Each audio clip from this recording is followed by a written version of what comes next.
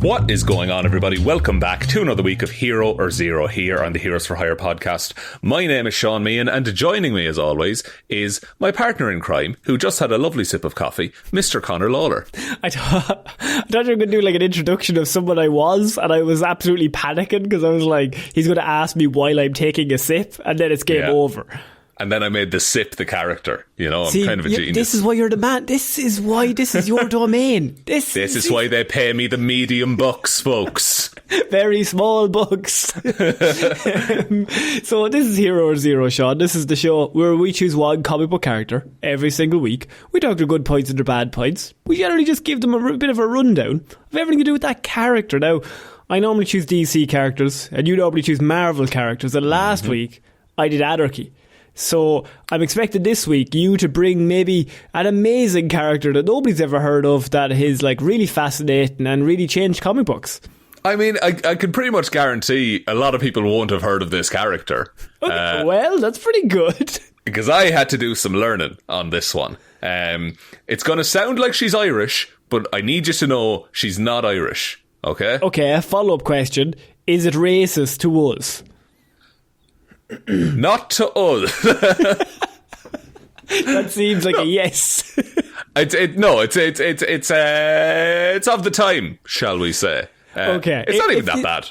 If this is your first episode, you don't have to do anything. Don't worry about it. If it's your second and above, we'd really appreciate maybe a like, a follow, 5 stars on Spotify or iTunes would really help us out. And if you're an absolute legend, maybe a review. I mean, that would be fucking crazy good. That'd be filthy.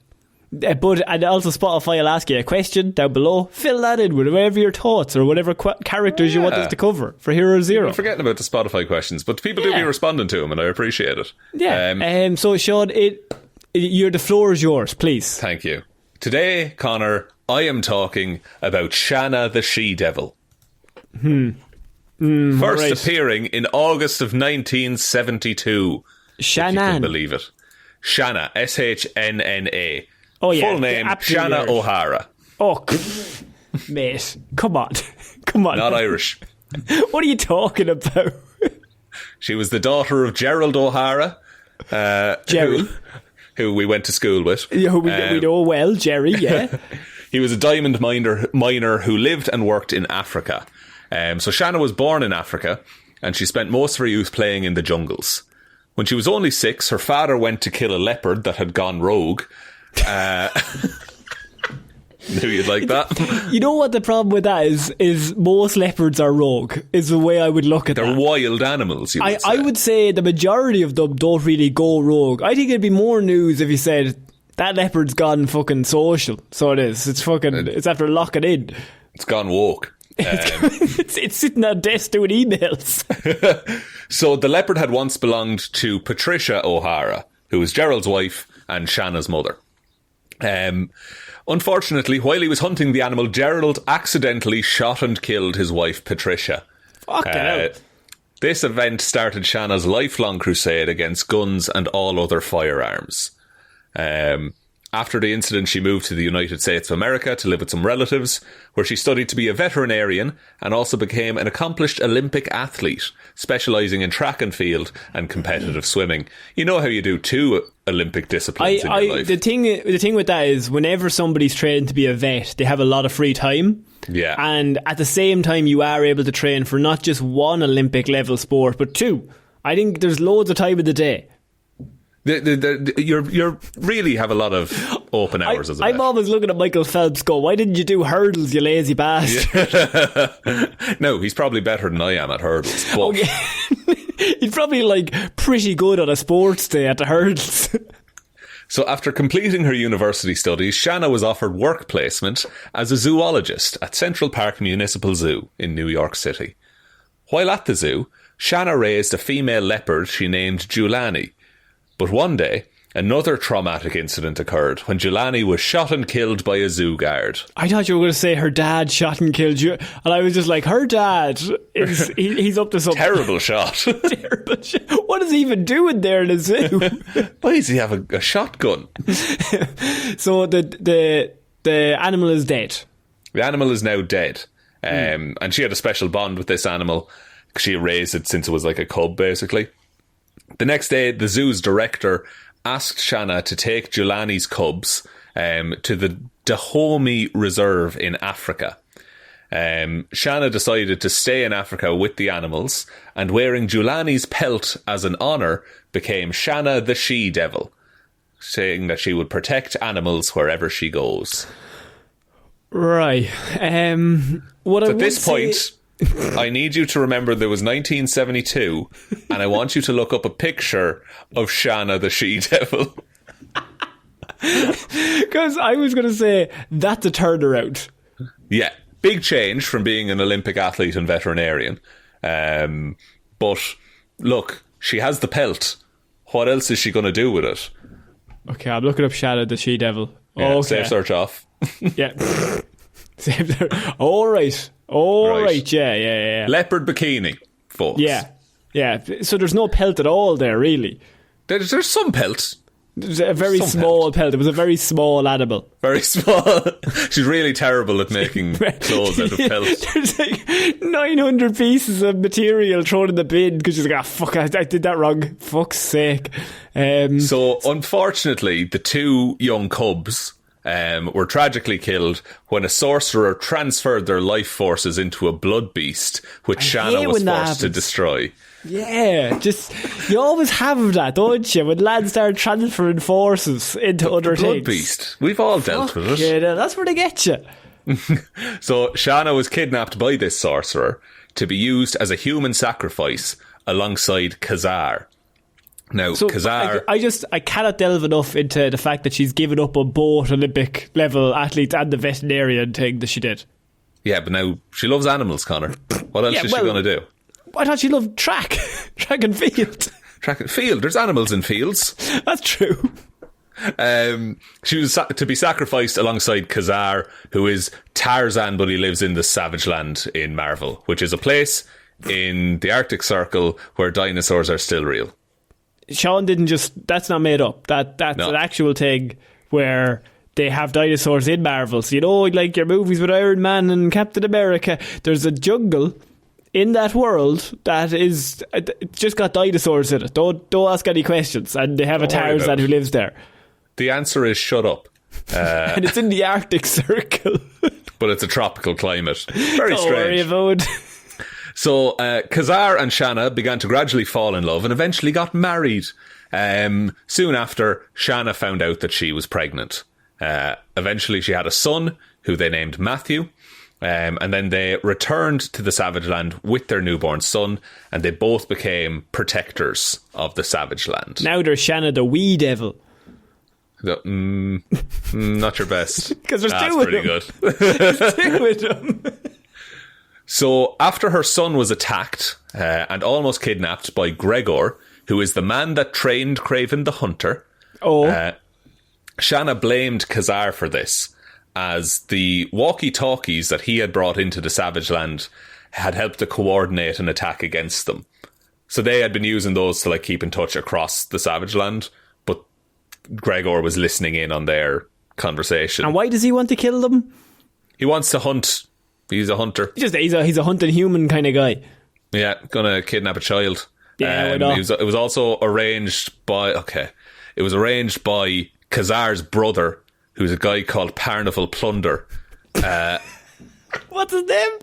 Parnival Plunder. He's got to be a thief. If you have a name called Parnival Plunder and you're not a thief, and his brother is Tarzan. Yeah, so their dad discovered the Savage Land, and he's like, here, listen, Khazar, whose real name is Liam or something, you're going to go live Liam there. Figure-Up. And then Parnival Plunder was on a boat just around the place, and he became a pirate, basically. Plunder. Parnival Plunder, man. He's great. Nobody's ever been called Parnival Plunder. You wouldn't last in an Irish school with a name like Parnival Plunder. He'd be ripped to shreds. When Parnival Meehan is born, I'll be divorced. He won't be yours anyway. So Shanna travelled to New York City to confront Parnival Plunder, as he was the one who had arranged everything. She rescued Khazar from an attack by Plunder's people and then faced off against Rhino with him. Eventually, they learned that Parnival Plunder, was working for Thanos.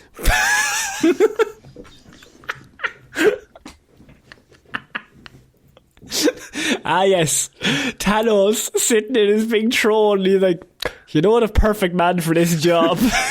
Just Loki's not doing anything. Fucking Corvus Glaive, haven't seen him in a while. I'm after talking to fucking Galactus. He's wrecking me head. I need Parnival plunder. Get me plunder on the phone. Get me plunder immediately. Get me plunder. So they learned that they had been attacked and their son had been kidnapped in order to draw them away from the Savage Land, so that Parnival Plunder could steal the terraformers that sustain the Savage Land. Because the High Evolutionary kind of keeps the Savage Land going as like weird experiments. So he has just terraformers going constantly. Thanos wants Thanos those. want that? To take over worlds and such. So he just wants the dinosaurs to take over worlds? Yes. Okay. Why didn't he just talk to the High Evolutionary? I'm sure he would have spared him a few. Nah, they're not friends. Get me plunder. He's no plunder. Plunder's easy man to talk to. The terraformers were eventually returned to the Savage Land and then destroyed, as the Savage Land was now self-sustaining and could look after itself. This also convinced the people who lived in the Savage Land to make Shanna their queen for her actions in restoring it. Wait, did you just say all the dinosaurs died? No. They're still around. Oh, sorry. Right, yeah, sorry. The terraformers were destroyed, but everything's What are terraformers? Fine. What? What are terraformers? Terraformers are like they're big machines that change the landscape of a planet. Right. Do you know in Man of Steel, when there's that big fucking cylinder that pokes itself into the earth? Yes. That's a terraformer. Right. Yeah, okay, right. So, yeah, because terrain, it's forming terrain. I'm with you. Forms earth. So they got rid of all the machines and now everyone who lives there is like, this lady, she knows what she's doing. Yeah, they're like, she saved us all. I suppose the question is, why wasn't she queen already? Because I feel like none of them could take her. Yeah. There's a bunch of people in the Savage Land. But they're all like, there's a load of different tribes and they all have different powers and abilities and stuff like that. But they all unite under Shanna because they're like, she loves the Savage Land the most. Yeah, she's the most love about the Savage Land. Yeah. She later agreed to be a guide for a team of S.H.I.E.L.D. agents that were venturing to a mysterious island in the Savage Land. A damping field was located on the island, which meant that the S.H.I.E.L.D. transport had to crash land onto it. Stranded on the island, Shanna and the agents attempted to flee by sea, but they were stopped by monsters that lived in the ocean. They then decided to find and destroy the source of the dampening field, creating a bomb in order to destroy it. At the same time, you're going to love this, Wolverine also crash landed on the island, completely separately. Get me plunder. Is plunder here? they're terrified. They're like, oh fuck, is it plunder? Oh no, it's just Wolverine. Oh fuck. I thought it was plunder for a second. Oh my god. Sorry, Wolverine can. We'll kill Wolverine, but plunder, he can't be killed. So Wolverine crash landed. Shanna explained the situation to him, and they decided to team up and escape the island together. They set off to destroy the machine, but encountered heavy resistance from the natives of the island. During one of these encounters, Shanna was fucking killed. What? She's dead. She's dead as shit. Oh, I'm going to be brought back with the spirit of a tiger or something. Okay, right. Amadeus Cho comes in, Connor. Amadeus. Amadeus Cho is a Hulk. He's one of the Hulk people. And he's super smart. So he was also on the island. He was also stranded there. That's lovely. He had already by this point convinced the native tribe that he was a god, and he commanded them to help Shanna. Using the lifeblood of a creature similar to Man-Thing, who you love. I do love him, yes. Just because of the fact that him and Swamp Thing were created by two lads who lived together. Yeah, just sharing notes. Within 2 weeks of each other, they came out in comic books, yeah. There's a bunch of like Man-Thing creatures native to the Savage Land. Shanna gets some of their blood and she gets resurrected. This left Shanna connected to the very life force of the Savage Land, giving her supernatural powers. So now, Wait, now, what's it called in Marvel? It's not the green in Marvel. What's it called in Marvel? I think it is. Is it the green in Marvel? I think it's the green. I thought it was the green in DC. He's a guardian of a nexus point of all realities. Ted Sallis, what's he connected to? Because Swamp Thing is the green. I'm pretty positive. It just means like all nature. Yeah. Huh. I'll look into this. It's the Marvel version. It's the exact same. Yeah, it's the same thing. The guys live together. The guy, yeah, designed right, it. cool. So she gets that. She is now connected to the Savage Land, and actually has powers based upon that. She also became the Phoenix for a bit. I'm not talking about that. It's not interesting. Powers and abilities. Dude, she just becomes the Phoenix. Yeah, there's a thing a while ago where they were like, the Phoenix held a contest to decide who'd be the next Phoenix. Yeah, you told me about that. Everyone has been the Phoenix now at some point, and it just confuses everything. Kind of makes it a lot less special, but it's just devalues the whole concept. Yeah, the whole concept of like a godlike deity coming to Earth and taking over somebody who's strong enough. But if everybody's been it, then it's mostly just done for a comic book cover to be like, oh my god, they're the Phoenix now. That's it. I want to see the episode where Groot becomes the Phoenix, like that kind of shit. Yeah, it's whatever you want it to be. They just kind of make it up. So because she was resurrected using the life force of the Savage Land, she's tied to the land itself. So much so that as long as the Savage Land lives, so will Shanna. She also instinctively knows the languages and history of the Savage Land and its people. She now also possesses the strength of 10 men. She was able to run 52 miles per hour over uneven terrain. Fucking hell.